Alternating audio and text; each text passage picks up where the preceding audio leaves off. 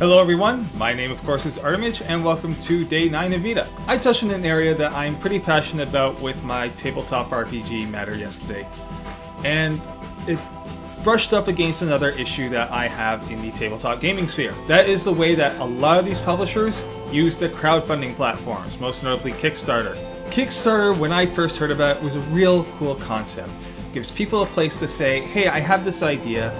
I don't know if I'm really going to get the attention from those who have money to give me a platform to start this, or I don't like the strings tied with certain publishers. Let's see if there's an audience for it to act as publisher for me. That's an awesome idea, especially for indie developers of board and video games where there's some big development costs, to people who produce music who might need some studio time for their bands or their singing or whatever, to independent artists who might be trying to start some sort of animated series or such and need a chance to get it off the ground with possibly equipment or hosting space or etc. Instead, what I'm hearing a lot about is the same few companies using it again and again. Now keep in mind, this is based on the market that I'm exposed to most, being the tabletop gaming market, because that's a heavy interest for me. But it's not uncommon to see Cool Mini or Not putting up there, hey, we have our new Kickstarter, back this at this level to get all these extra minis. Where I don't think that an established company like this should be using a Kickstarter based platform. I'm not saying they can't crowdfund, not even close. Kickstarter is not the place for it, nor is Indiegogo, nor any of the other options that are out there. Even the company that I am heavily interested in and invested in, Corvus Belli, who has produced the miniatures game that I adore, Infinity, has used Kickstarter to back a project with their Infinity Defiance game. And I did back it because it's the only way to get this stuff, and I'm still waiting for my stuff to show up. Lucky jerks who already have Defiance. Looking at you, Mark! I understand why these companies might look towards Kickstarter as a way to offset their investment costs.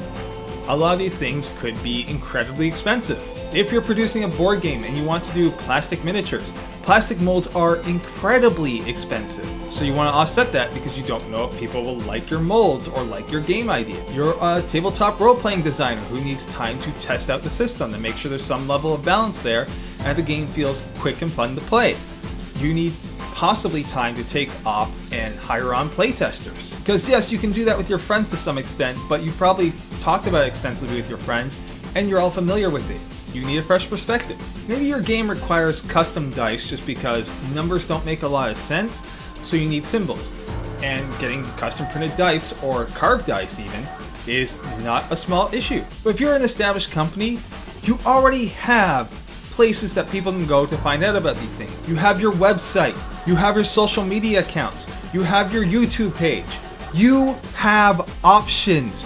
You likely even have a store embedded on your site where you can already accept payments for these things. Crowdfunding sites are supposed to be for people who do not have these expansive attention-getting platforms. Now, I don't know for sure, but I would not be surprised that that's part of the reason these companies use the bigger platforms is to choke out competition.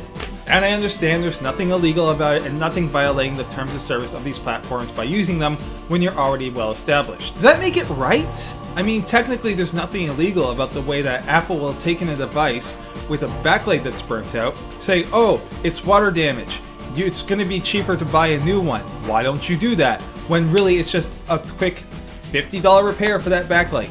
We're supposed to be in a time where people have the chance to put their ideas out there and anyone can find it. That's made it harder and easier at the same time for these things to be found. So the last thing that anyone needs is more issue in getting attention on their passion. But really, if you're that established as a company and your product's that good, you shouldn't have to worry about this. Stop making it harder for others. So that's going to wrap it up for today. So until tomorrow, take care of yourselves and each other, and I'll talk to you soon.